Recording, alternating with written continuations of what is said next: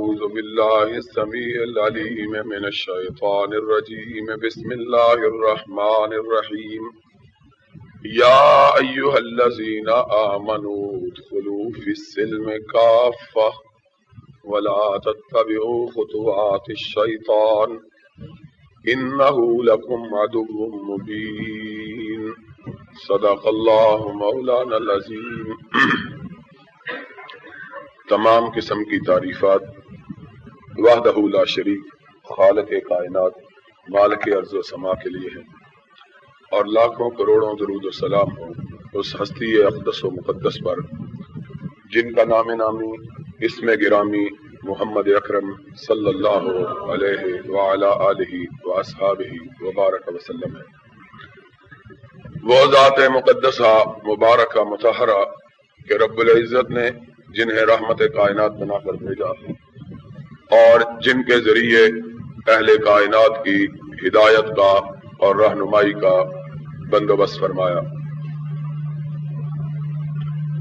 محمد الرسول اللہ صلی اللہ علیہ وسلم اس کائنات میں امام خدا، سرور کون و مکان اور رہبر انسانیت بنا کر بھیجے گئے، اور آپ نے دنیا والوں کو اللہ کے دین کے اپنانے کا، رب کی شریعت پہ عمل کرنے کا اور اللہ کی توحید کے ماننے کا، خدا کی الوہیت اور یکتائی پہ ایمان رکھنے کا، اور اپنی رسالت اور اپنی نبوت کو تسلیم کرنے کا حکم دیا۔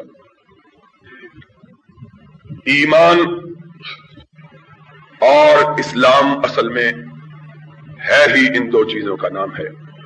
آج جب کہ مسلمان انتہائی مقدس ایام گزار رہے ہیں اور اپنے آپ کو اللہ کے احکام کے مطابق اور محمد الرسول اللہ صلی اللہ علیہ وسلم کی اطاعت کرتے ہوئے بھوک اور پیاس میں مبتلا کر کے رب کی خوشنودی، رب کی رضا اور اللہ کا قرب حاصل کرنے کے لیے جدوجہد کر رہے ہیں، ہمیں ان مقدس ایام کے گزارتے ہوئے اس بات کو بھی اپنے ذہن، اپنے دل اور اپنے خیال میں رکھنا چاہیے کہ ہماری یہ عبادت جسے ہم بڑی محنت سے ادا کر رہے ہیں، یہ عبادت جس عبادت میں ہم آج کل مشغول و مصروف ہیں،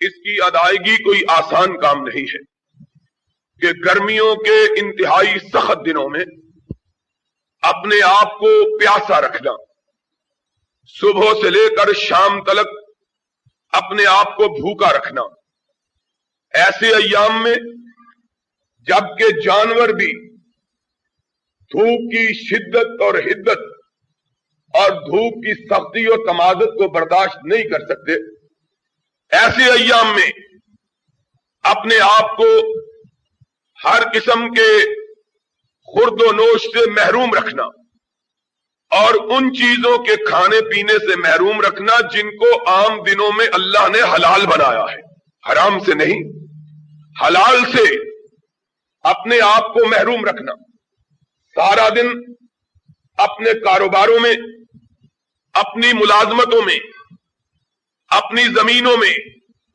اپنے کھیتوں میں، اپنے صنعت و حرفت کے امور میں اور دیگر معاملات میں مصروف بھی رکھنا، پھر شام ڈھلے روزہ افطار کر کے شب کی آمد کا انتظار کرنا، اس لیے نہیں کہ رات آئے اور تھکے ہوئے اور نڈھال جسم کو بستر کے حوالے کیا جائے، بلکہ اس لیے رات کی آمد کا انتظار کرنا کہ دن تو اللہ کے حکم پر بھوک اور پیاس میں گزر گیا ہے، رات آئے کہ رب کی بارگاہ میں اس بھوک اور پیاس کی توفیق پر سجدہ شکر ادا کیا جائے، اللہ کا قرآن سنا جائے، رب کی بارگاہ میں قیام کیا جائے، اللہ کے हुजूर खड़ा हुआ जाए, रब की बारगाह में झुका जाए, उसके सामने सजदा रेज हुआ जाए, फिर इस बात का इंतजार करना कि रात गए तक अल्लाह की इबादत में इंसान मशगूल रहे और फिर अभी बिस्तर पे पहुंचने न पाए कि फिर अपने कानों को मुनादी की निदा पे लगाए रखना कि किस वक्त नए सिरे से भूख और प्यास का अमल शुरू हो और हम उसके लिए अपने आप को आमादा और तैयार करें। फिर भूख और प्यास की इब्तिदा करके बिस्तर पे न लेटना, आजान देने वाले की निदा का इंतजार करना, ताकि इस काम का आगाज जिस तरह अंजाम रब की बारगाह में सजदे से हुआ था, उसी तरह आगाज भी रब की बारगाह में सजदे से किया जाए। फिर फजर की नमाज पढ़ना और उसके बाद अपने दुनियावी कामों में मशगूल हो जाना। ये सारी मेहनत, ये सारी जिद्दोजहद, ये सारी कोशिशों काविश, ये सारी तगोदो, ये सारी तगोताज इसलिए की जाती है कि अल्लाह राजी हो जाए और ये अमल हमारी नजात का जरिया बन जाए। आज की गर्मी, आज की धूप, आज की सख्ती, आज की तकलीफ, आज की कठिनाई, आज की मुसीबत इसलिए बर्दाश्त की जाए कि कयामत के दिन की बाद की मुसीबतों से आदमी बच जाए। आज इस धूप को और इसकी सख्तियों को इंसान इसलिए बर्दाश्त करता है कि अल्लाह रब्बुल इज्जत आज की धूप को कयामत के दिन की उस धूप के लिए साया बना दे, जो धूप इतनी कड़ी और तेज होगी कि इंसानों के हवास बाख्ता हो जाएंगे और माओ के पेट से उनके बच्चे गिर जाएंगे। यौम तरन्नास सुकारा वमा हुम बेसुकारा वलाकिन्न अज़ाब अल्लाह शदीद यौम तज़हलु कुल्लु मुर्ज़िअतिन अम्मा अर्दात व तज़अु कुल्लु ज़ाति हमलिन हमलहा।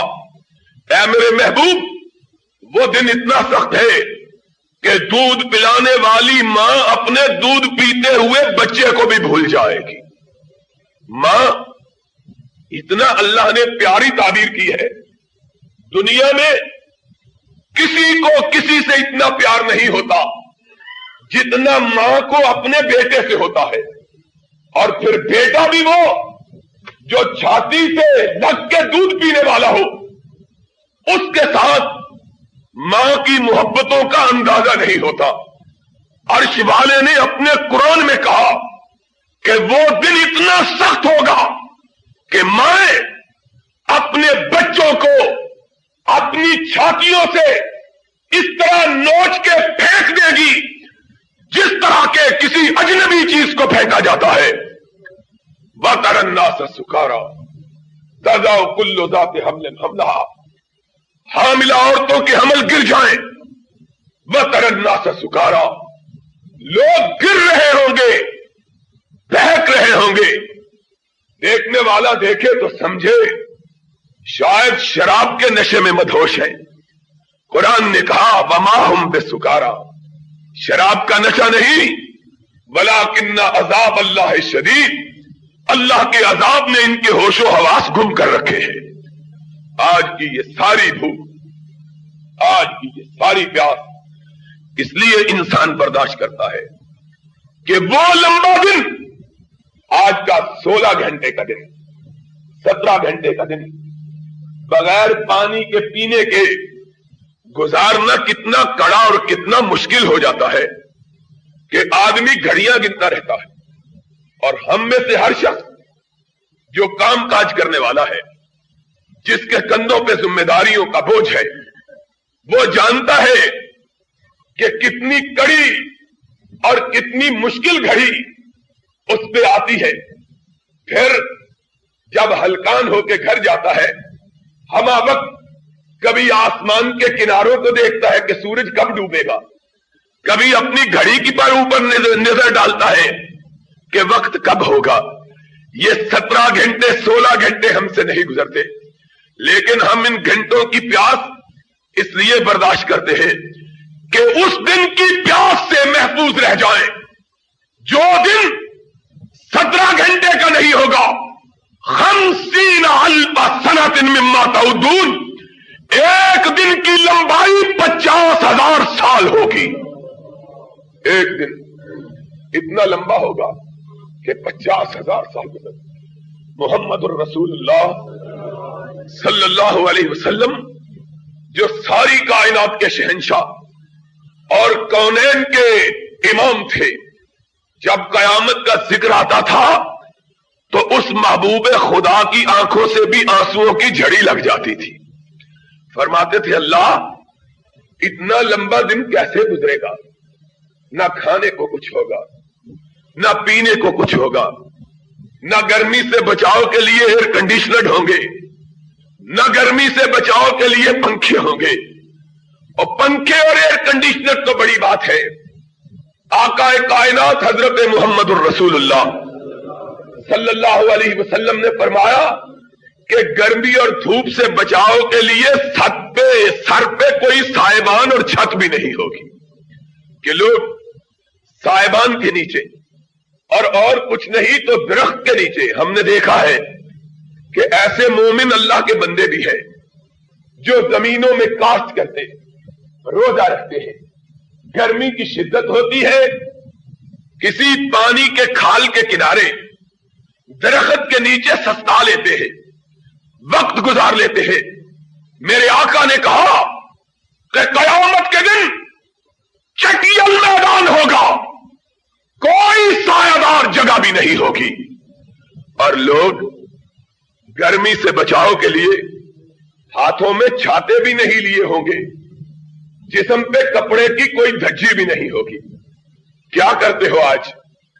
نکلتے ہو باہر، اپنے سروں پہ بھیگی ہوئی ٹوپیاں یا اپنی گردن پہ رومال ڈال لیتے ہو، اور طبیب اعلان کرواتے ہیں اخبارات میں کہ دیکھنا دھوپ کڑی میں نہ نکلنا، اور اگر نکلنے کی ضرورت پڑے تو سر پہ سایہ کر کے نکلنا کہ سن سٹروک ہو جائے گا، تپش لگ جائے گی، لو لگ جائے گی، گردن ٹوٹ بخار ہو جائے گا.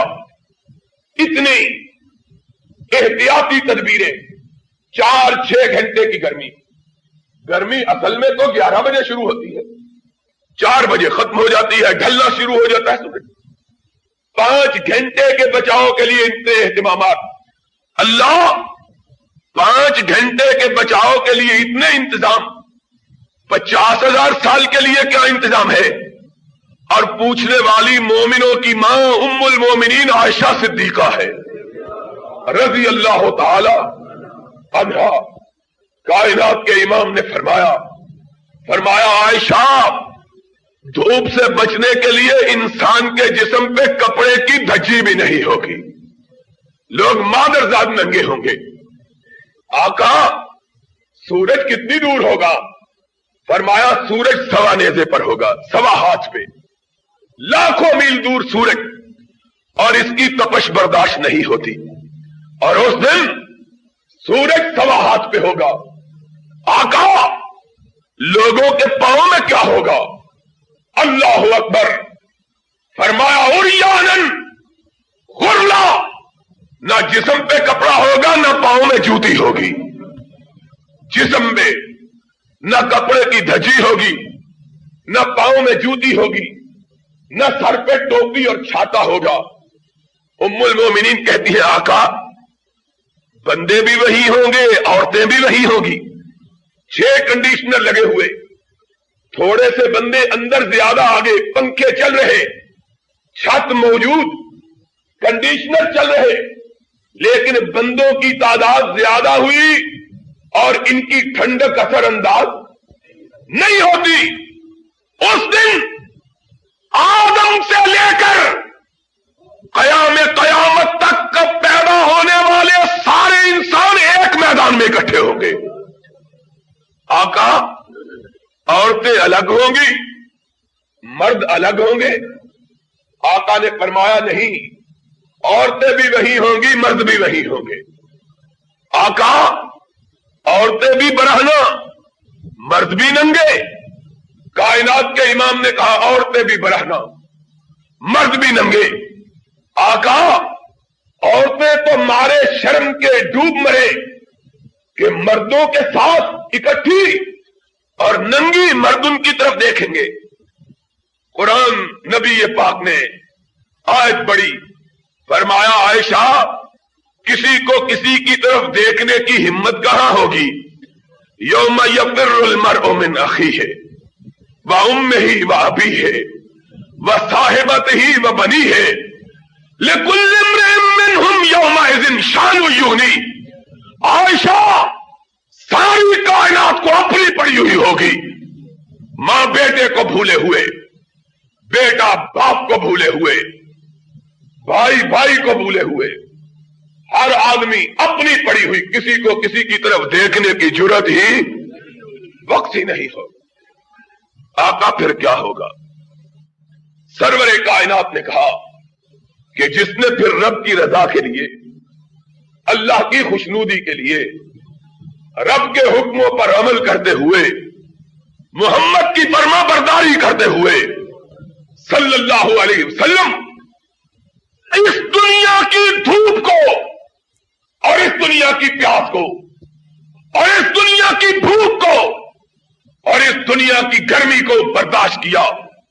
قیامت کا دن ہوگا، عرش الہی اللہ کے عرش کے سامنے اللہ کے فرشتے کھڑے ہوں گے، رب آواز دے گا میرے فرشتوں، یہ ساری کائنات آج مادرزاد ننگی میری بارگاہ میں کھڑی ہے۔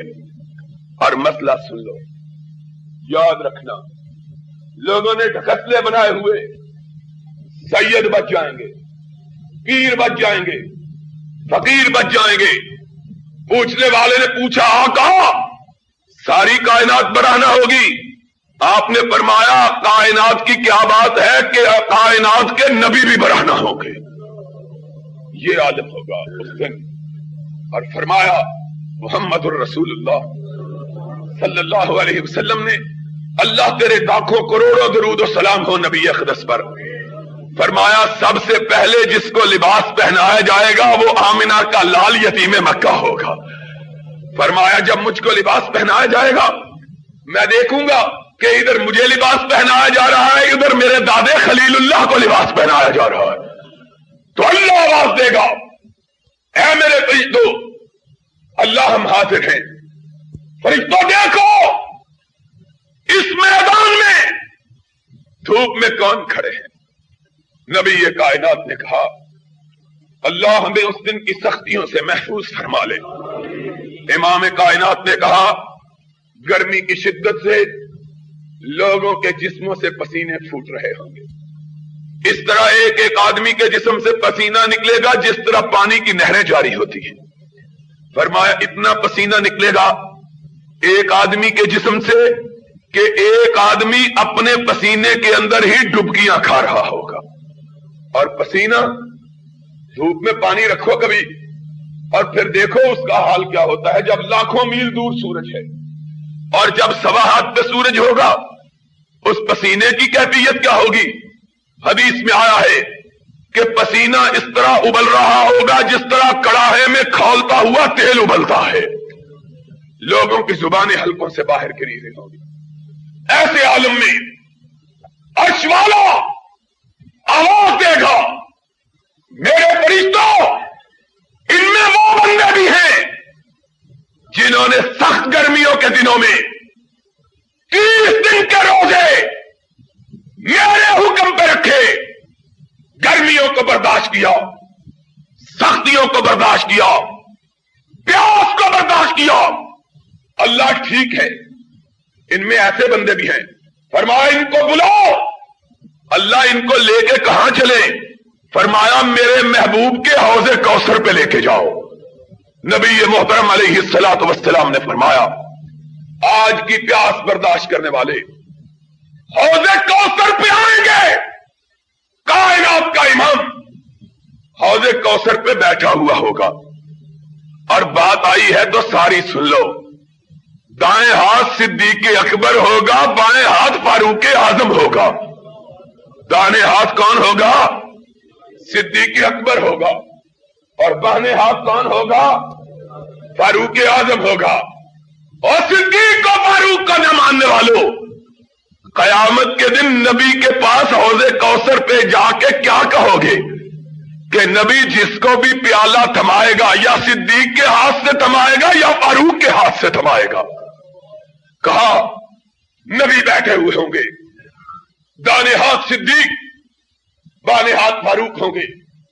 اللہ کہے گا فرشتوں جاؤ تم بھی مدد کرو، اور میرے محبوب کی امت کے ان لوگوں کو جنہوں نے بھوک برداشت کی، پیاس برداشت کی، نبی کے ہاتھ سے لے کر ان کو حوض کوثر کا ایک پیالہ پلاؤ۔ آقا کائنات نے کہا جس نے ایک آب خورا، ایک پانی کا پیالہ، ایک پانی کا کٹورا، ایک پانی کا گلاس میرے ہاتھ سے پی لیا، فرمایا پانی کا ایک گلاس پیے گا 50,000 سال تک پیاس نہیں لگے گی۔ 50,000 سال تک۔ آقا کب تک نہیں لگے گی؟ فرمایا تب تک نہیں لگے گی جب تک جنت الفردوس میں داخل نہیں ہو جاتا ہے۔ اللہ کے رسول، پیاس کا تو اہتمام ہو گیا، گرمی کا کیا ہوگا؟ فرمایا اللہ کہے گا ان کو لاؤ جنہوں نے گرمیوں کی چلچلاتی ہوئی دھوپ میں میری رضا کے لیے روزہ رکھا، ان کو لاؤ۔ اللہ کہاں لائیں؟ فرمایا ان کو میرے عرش کے سائے کے نیچے کھڑا کر دو۔ یوم لا ذل الا ذل، اس دن اگر سایہ ہوگا تو صرف عرش والے کے عرش کا سایہ ہوگا، اور جو اس سائے کے نیچے کھڑا ہو گیا، فرمایا 50,000 سال اس طرح گزر گئے جس طرح پلک جھپکنے کا وقت گزر جاتا ہے۔ لوگوں، یہ ساری کیفیات، یہ ساری نعمتیں کس کو حاصل ہوں گی؟ کون ہے جس کی یہ عبادت رب کی بارگاہ میں قبول ہوگی؟ کون ہے جس کو روزوں کا یہ صلہ ملے گا؟ کون ہے جس کی راتوں کا قیام رب کی بارگاہ میں مفید ثابت ہوگا؟ اس لیے کہ بات سمجھنے کی ہے، اور آج رمضان کا مبارک دن ہے، رمضان خود مبارک، پھر یہ دوسرا دھاکہ مغفرت کا دھاکہ، پھر یہ وقت، پھر یہ دن جمعے کا دن، اور یہ پھر گھڑی قبولیت کی گھڑی ہے۔ محمد الرسول اللہ صلی اللہ علیہ وسلم نے ارشاد فرمایا، اونچی آواز سے کہو صلی اللہ علیہ وسلم نے ارشاد فرمایا جمعے کا دن کائنات کے سارے دنوں کا سردار ہے، اور اس دن کے اندر خطبے سے لے کر نماز تک ایک گھڑی ایسی آتی ہے کہ جس پہ رب کی نظر کرم ہو جاتی ہے، اس کی کائنات بدل جاتی ہے۔ دن بھی مبارک، مہینہ بھی مبارک، اور گھڑی بھی مبارک۔ تو مسئلہ یاد رکھ لو، اور آج اس لحاظ سے بھی برکت کا دن کہ کئی ایسے چہرے بھی دیکھنے میں آئے جو مسجد نے بھی سال کے بعد ہی دیکھے، پھر پتہ نہیں کب دیکھے۔ سن لو، کس کی عبادت، بہت سے عبادت کرنے والے، روزے رکھنے والے بہت، ویسے تو ویسے ہی کم ہیں، لیکن رکھنے والوں میں بھی، قیام کرنے والے ویسے ہی کم ہیں، لیکن کرنے والوں میں سے بھی کس کی عبادت قبول، کس کا روزہ اس کی نجات کا سبب بننے والا، کس کا قیام اسے عرش الہی کے سائے میں کھڑا کرنے والا، کس کی پیاس اسے حوض کوثر سے پانی پلانے والی۔ سب روزے داروں کی، سب بھوک پیاس برداشت کرنے والوں کی، سب قیام کرنے والوں کی نہیں، قرآن کہتا ہے نہیں، صرف ان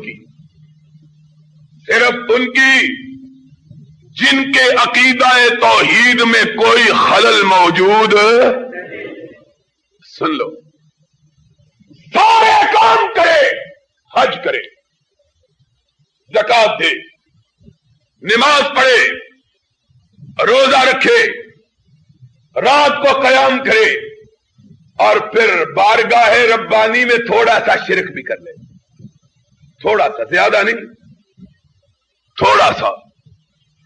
قرآن، ہائے اللہ تیری قدرت میں قربان، کہا یہ روزے، یہ حج، یہ زکاتیں، یہ صدقات، یہ خیرات، ان کی کیا حیثیت ہے نبوت کے مقابلے میں؟ رسالت، نبوت کے مقابلے میں ان کی کوئی حیثیت ہی نہیں۔ اور عرش والے نے نبوتوں کا نام لے کے کہا تھوڑا سا شرک کر لیں تو نبوتیں بھی اکارت ہو جائیں، رسالتیں بھی ضائع ہو جائیں۔ اور اگر رب کی توحید میں تھوڑے سے خلل سے رسالت بھی کام نہیں آتی تو تیرا روزہ کہاں کام آئے گا؟ تیرا قیام کہاں کام آئے گا؟ سن لے، اگر چاہے کہ اللہ کی بارگاہ میں تیری عبادت کی قیمت پڑے تو سن لے، جس کے لیے عبادت کرتا ہے اس کے ساتھ کسی کو شریک ٹھہرانا گوارا۔ سبب کیا ہے؟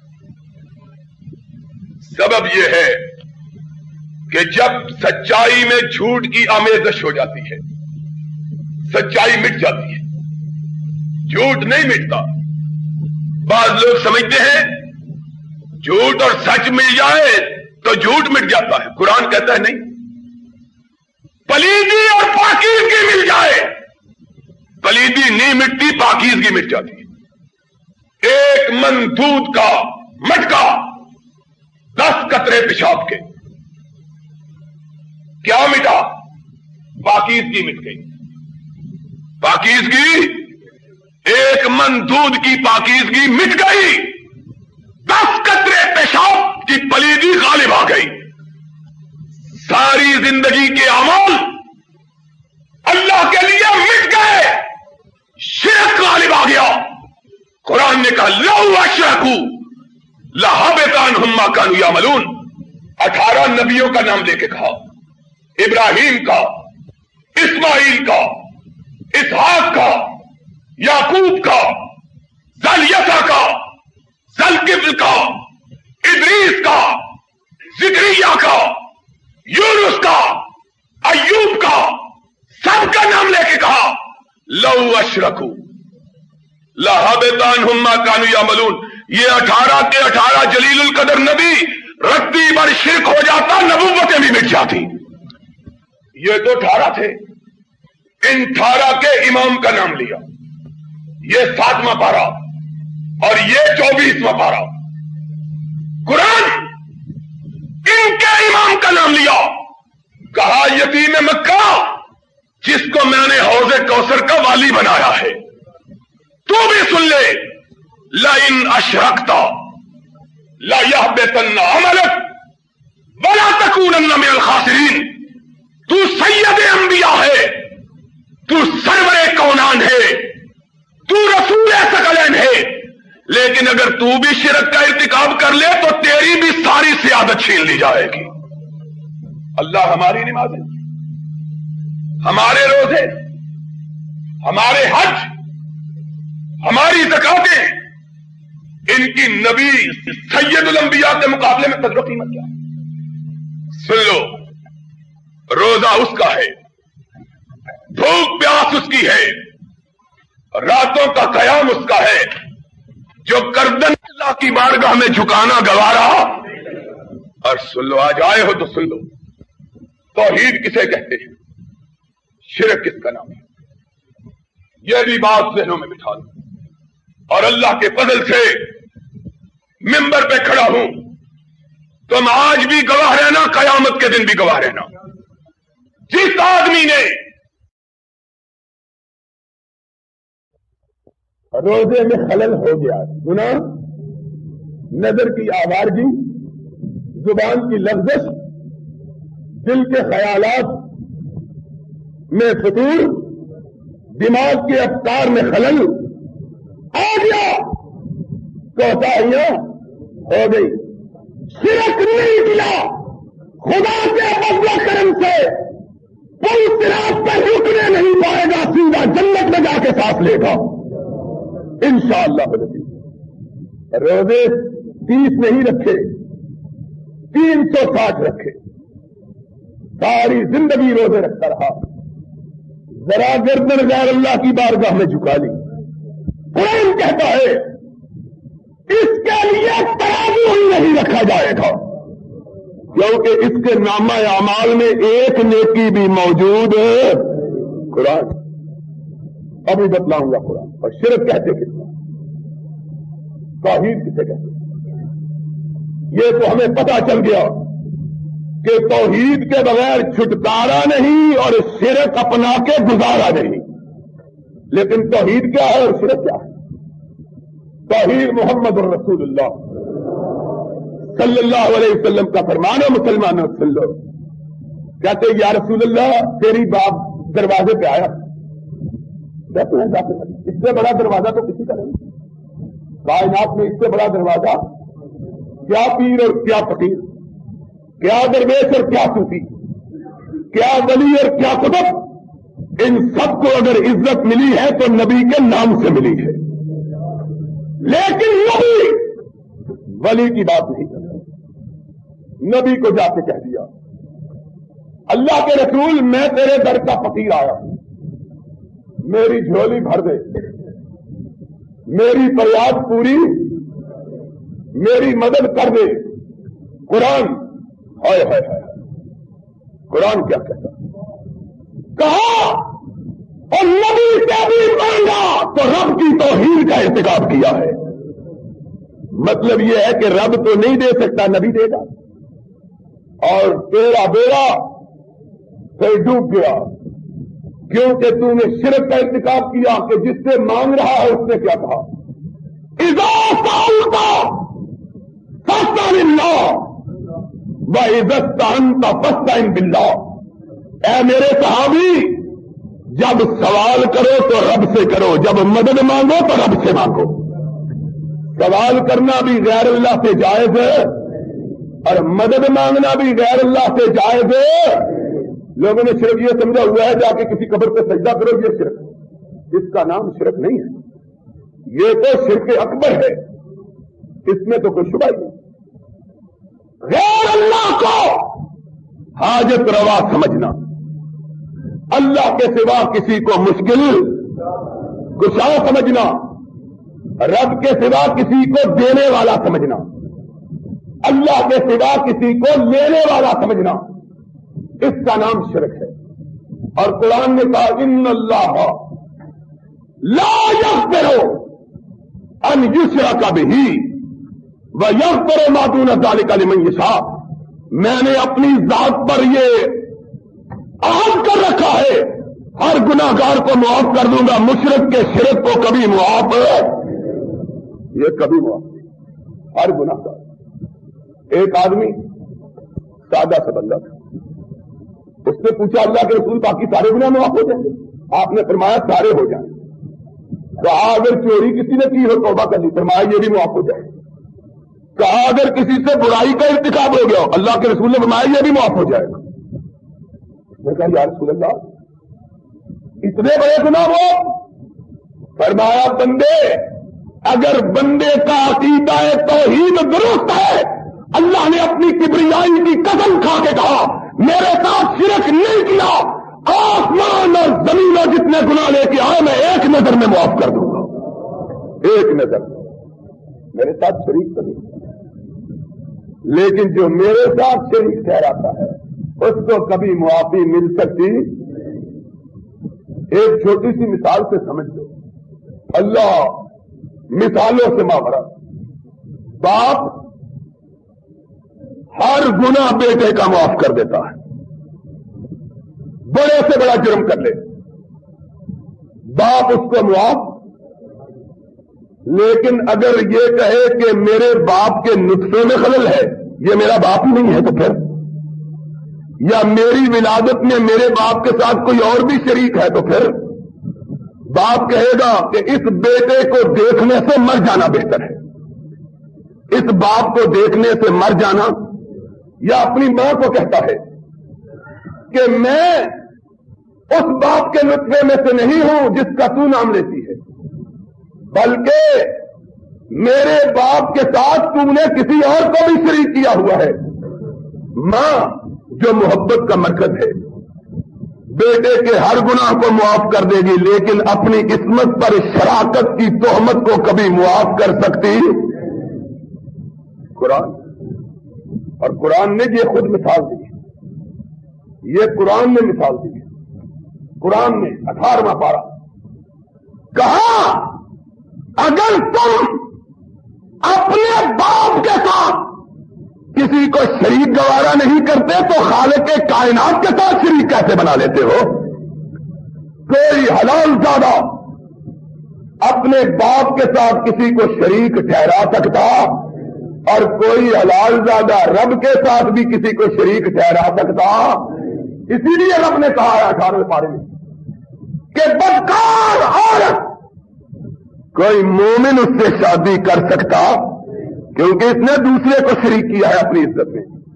کون شادی کرے؟ اللہ کہا نہ مواحد کرے نہ مومن کرے، اس سے اگر شادی کرے گا تو کوئی زانی اور بدکار ہی کرے گا۔ یا قرآن الزانیۃ، قرآن سن لو، قرآن الزانیۃ لا ینکحھا الا زان او مشرک، بدکار سے شادی نہ مواحد کرے گا نہ غیرت مند کرے گا۔ اللہ کون کرے گا؟ فرمایا جو رب کے ساتھ شریک ٹھہرانے والا ہے یا وہ کرے گا، یا جو عورتوں کے ساتھ شریک بننے والا ہے وہ کرے گا۔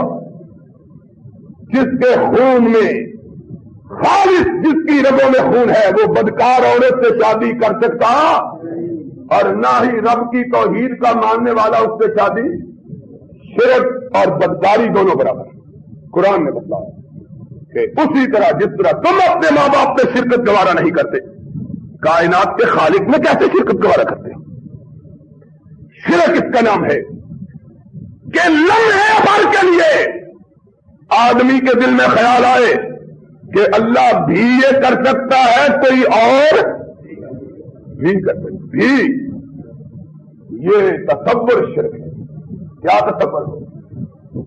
تصور یہ ہو ایاک نعبد و ایاک، اللہ ہی مدد کر سکتا ہے اور کوئی مدد کر سکتا اللہ ہی، اللہ بھی نہیں، اللہ ہی، رب کے سوا کوئی اور مدد کر سکتا؟ اور قرآن ہائے ہائے، آج ہم نے اللہ کی توفیق سے رات کو 20واں پارہ پڑھنا ہے۔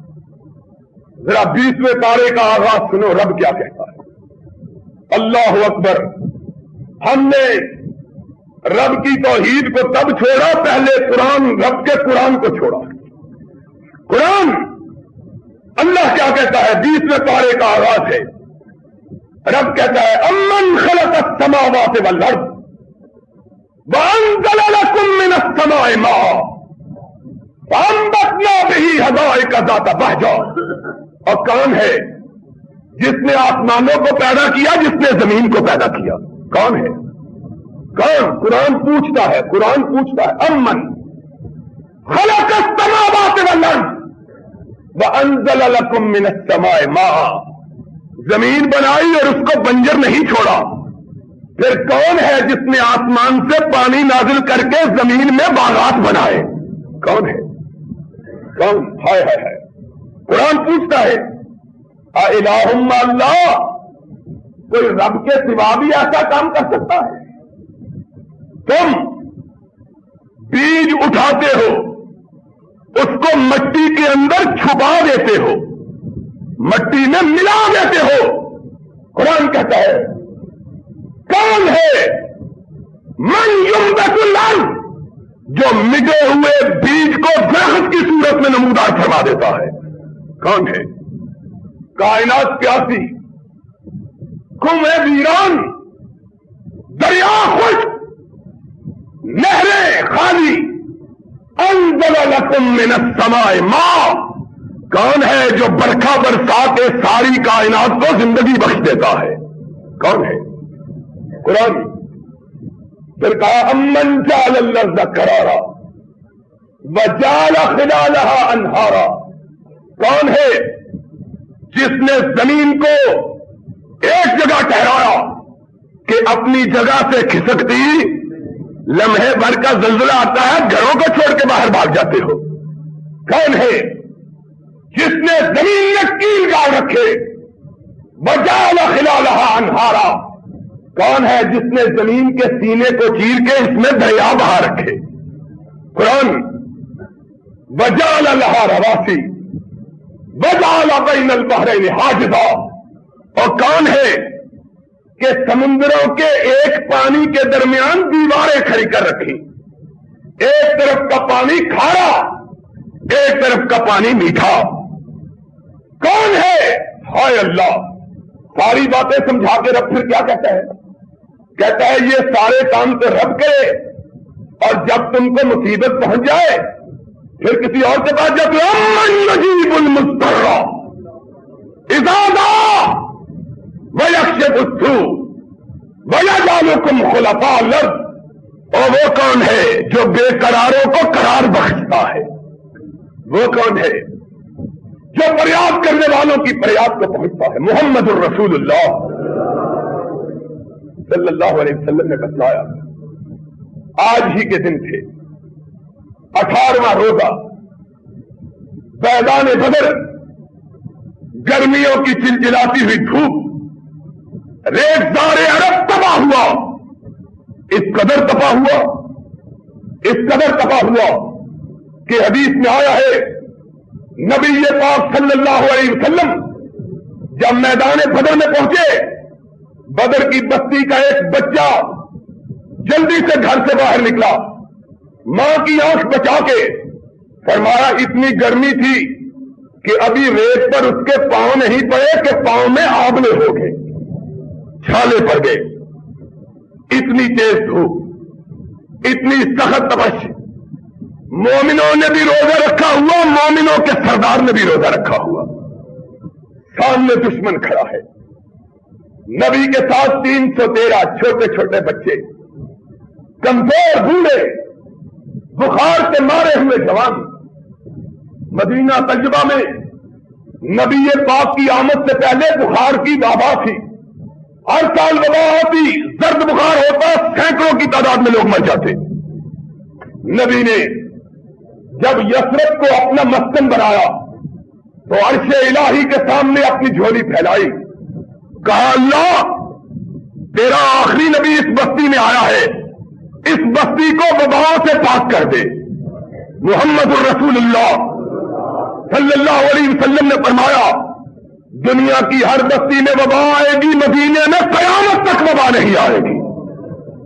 تو وباؤں کے مارے ہوئے لوگ، ہجرتوں کے ستائے ہوئے چھوٹے چھوٹے بچے، اور اتنی بے سر و سامانی کا عالم کہ آپ حیران رہ جائیں۔ 313 کے پاس صرف 3 سواریاں، 313 مجاہدوں کے پاس سواریاں کتنی؟ صرف 3۔ غربت کا عالم، فقیری کا عالم، سامنے دشمن کھڑا، 1000 کا لشکر جرار، سرخ و سفید چہرے، لڑنے کے لیے پوری طرح آمادہ، 100 گھوڑوں کا سوار دستہ، لا لشکر الگ۔ نبی کبھی اپنے ساتھیوں کو دیکھے، کبھی دشمن کو دیکھے، اور پھر کیا کہا؟ امن یجیب المضطر۔ نیچے تپتی ہوئی زمین، اوپر آگ برساتا ہوا آسمان۔ نبی اپنے خیمے سے باہر نکلے، نبی کا یار غار نبی کے ساتھ سائے کی طرح چمٹنے والا، لمحے بھر کے لیے نبی سے جدا نہ ہونے والا صدیق بھی پیچھے نکلا۔ آقا کہاں جاتے ہو؟ آقا نے نگاہیں اٹھائی، صدیق نے دیکھا کہ نبی کی آنکھوں سے آنسو رواں ہیں۔ حضرت ابو بکر سے برداشت نہ ہوا، آگے بڑھ کے کہنے لگے میرے آقا کیوں روتے ہو؟ فرمایا ابو بکر آج محمد جتنا بے چین ہے زندگی میں کبھی اتنا بے چین نہیں ہوا۔ آقا کیا بات ہے؟ فرمایا ابو بکر میری کل کائنات یہی 313 تھے، میں ان کو لے کے آ گیا ہوں، پوری کائنات میں محمد کے ماننے والوں میں ان کے سوا کوئی بدلہ نہیں ہے. یہ میری کل پونجی ہے. اور اس کے مقابل کفر اپنی پوری قوت لے کے آیا. میں بے سر و سامانی کے ساتھ آیا ہوں. کبھی ان کی قوت کو دیکھتا ہوں, کبھی اپنے ساتھیوں کی کمزوری کو دیکھتا ہوں. ابو بکر عرض کرتے ہیں اللہ کے رسول پھر کیا ہوگا؟ ہائے ہائے. اور توحید کا درس سیکھ لو. کن کے پاس مانگنے کے لیے جاتے ہو؟ آقا کائنات نے کہا ابو بکر پھر رب کے دروازے پہ دستک ہوگی. اپنے ماتھے کو ننگی زمین پہ رکھا, تپتی ہوئی ریت پہ رکھا. ابو بکر کہتے ہیں میں نے کبھی نبی کو اس طرح بلبلا کے روتے ہوئے نہیں دیکھا جس طرح میدان بدر میں روتے ہوئے دیکھا ہے. نبی کی سسکیاں, نبی کی آہیں, نبی کی کراہیں, نبی کے رونے کی آواز سے میدان گونج اٹھا. ابو بکر کہتے ہیں میں نے زمین پہ نظر ڈالی, ساری ریت نبی کے آنسوؤں سے تربتر ہو گئی, بھیگ گئی. جلدی سے آگے بڑھے, حضور کے کندھے پہ ہاتھ رکھا. حضور سجدے میں گرے ہوئے ہیں. کہا آقا سر کو اٹھا لیجیے, جس کو آپ نے پکارا ہے وہ آپ کی پکار کو کبھی رد نہیں کرے گا. نبی نے چہرہ اٹھایا. حدیث کے الفاظ ہیں آنسوؤں سے ریت بھیگی ہوئی, اور بھیگی ہوئی ریت کونین کے شہنشاہ کے چہرے پہ ملی ہوئی. چہرہ ریت سے آلودہ. نبی نے سر کو اٹھایا. ناگا نظر آسمان کی طرف اٹھ گئی. صدیق کے کندھے پہ ہاتھ رکھا. فرمایا صدیق ھذا جبریل. آخر زندے انہوں نے پر سے اور اس ابو بکر جاؤ اپنے ساتھیوں کو خوشخبری دے دو کہ محمد کی پکار کو رب نے سن لیا ہے, اور محمد کی مدد کے لیے اللہ نے جبریل کی قیادت میں فرشتوں کا لشکر بھیج دیا ہے. امن یجیب المضطر اذا دعاہ. کون ہے؟ توحید کا معنی سمجھو. یہ نہیں کہ اوروں سے, کبھی اس کے گھر سے, کبھی اس کے گھر سے, کبھی اس کے در سے, کبھی اس کے در سے. اور مومن وہ ہے جو رب کے دوارے کو کبھی چھوڑنا گوارا. بڑوں بڑوں پر مصیبتیں آئی, قدموں میں ڈگمگا ہٹائی, لوگوں نے بہکانا چاہا. کہا یہاں سے کیا ملے گا, چلو کسی اور خانقاہ پہ چلے چلے. انہوں نے کیا کہا رب کے دوارے پہ مر جانا گوارا, کسی غیر کے دروازے سے خیر لینی گوارا. توحید کرا. جھکاؤ تو سر اس کے آگے جھکاؤ, اور جھولی پھیلاؤ تو اس کے آگے. ہاتھ اٹھاؤ تو اس کے آگے. گردن جھکاؤ تو اس کے آگے. اور کسی کو اپنا مالک سمجھو تو عرش والے کو, رازق سمجھو تو عرش والے کو, خالق سمجھو تو عرش والے کو, نفع و نقصان دینے والا سمجھو تو عرش والے کو, عزتوں پہ سرفراز کرنے والا سمجھو تو عرش والے کو, ذلتوں سے بچانے والا سمجھو تو عرش والے کو. کہ عرش والے کے سوا ساری دنیا مل کے کچھ کر سکتی. توحید اس کا نام. اور توحید کس کا نام؟ توحید کس کا نام؟ اقبال نے کہا ہے کہ خدا خود کہے کہ یہ بندہ دو عالم سے خفا میرے لیے.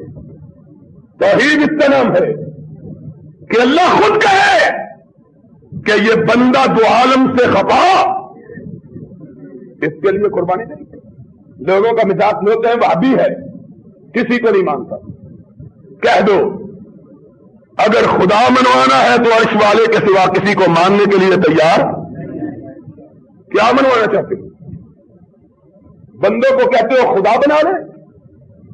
یہ کوئی مومن کر سکتا؟ مومن نہیں کر سکتا. کسی اور سے سوال کرو. یاد رکھو اگر چاہو کہ تمہاری عبادتیں رنگ لائے تو اس کے لیے دو چیزوں کی ضرورت ہے. دو چیزیں. ایک کا بیان آج ہوا، ایک کا بیان اگلے خطبے میں ہوگا انشاءاللہ۔ اور وہ پہلی چیز کیا ہے کہ رب کی توحید میں خلل آنے، کیونکہ رب نے قرآن میں کہا ارأیت الذی یکذب بالدین فذلک الذی یدعو الیتیم ولا یحض علی طعام فویل للمصلین، نماز پڑھنے والوں کے لیے جہنم ہے، قرآن کہتا ہے، قرآن 30واں پارہ، فویل للمصلین 30واں پارہ، اب جی ہے کہ نہیں 30ویں پارے میں؟ فویل للمصلین، نماز پڑھنے والوں کے لیے کیا ہے؟ اللہ کہتے نماز بھی پڑھے اور جہنم بھی، فرمایا میرے سامنے بھی جھکتے اور میرے غیر کے سامنے بھی جھکتے، ان کی نمازوں کا کوئی فائدہ۔ قرآن 8واں پارہ، وجعلوا للہ مما اشترى من الحرث والانعام نصیبا، وہ لوگ جو زکات نکالتے ہیں مویشیوں کی، پیسے کی، اللہ کے لیے نکالتے ہیں اور کہتے ہیں تھوڑا سا کسی اور کے لیے، یہ سارا 30 دن اللہ کے لیے اور 11ویں کا دن غیر اللہ کے لیے، ایک دن اللہ کے علاوہ کسی کے لیے۔ قرآن ما کان للہ فلا یصل الیہ وما کان لشرکائہم فلا یصل الی اللہ، سن لو غیر اللہ کے نام کا دیا ہوا وہ بھی رب کو نہیں پہنچتا، اللہ کے نام کا دیا ہوا وہ بھی رب کو نہیں پہنچتا۔ قرآن زکات بھی گئی، پھر کیا کہا؟ اجعلتم سقایۃ الحاج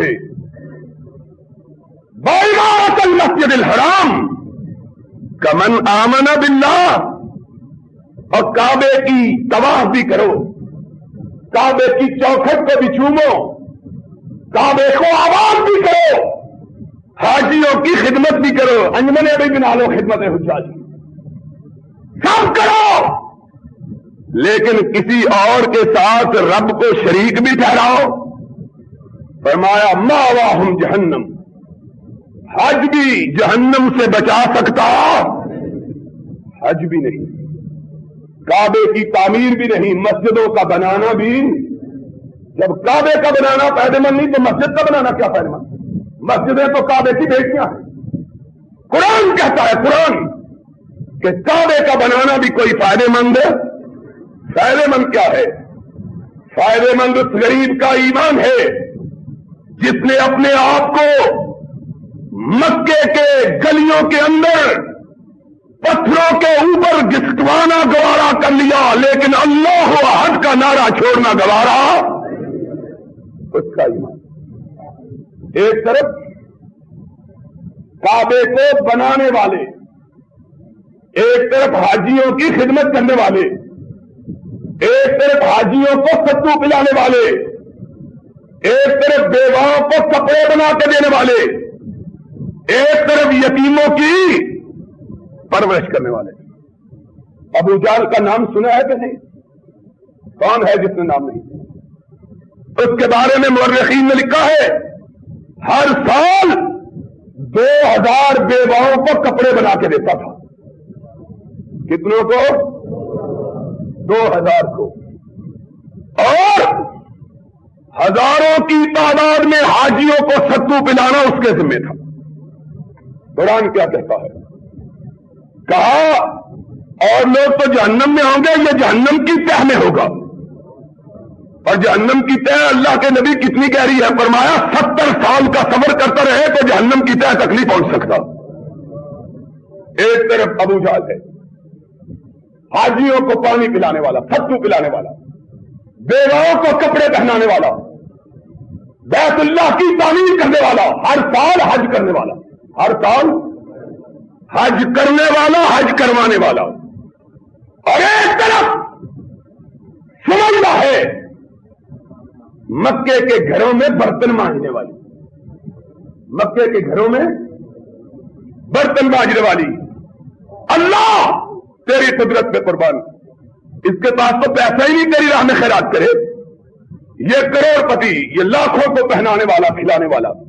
قرآن نبی کا فرمان، فرمایا ابو جہل دوزخ کی تہ میں، اور سمیہ ابھی زندہ ہے، سمیہ ابھی زندہ ہے کہ محمد الرسول اللہ صلی اللہ علیہ وسلم کو پتہ چلا کہ سمیہ کو اس کے بیٹے اور اس کے خامن کے سامنے ننگا کر کے ہاتھ پاؤں باندھ کے مکہ کے صحرا میں پھینکا گیا ہے اور اوپر سے کوڑے برسائے جا رہے ہیں، اور کہتے کیا ہے؟ رب کو بھی مانو، ہماروں کو بھی مانو، اور وہ کیا کہتی ہے؟ قل هو اللہ احد۔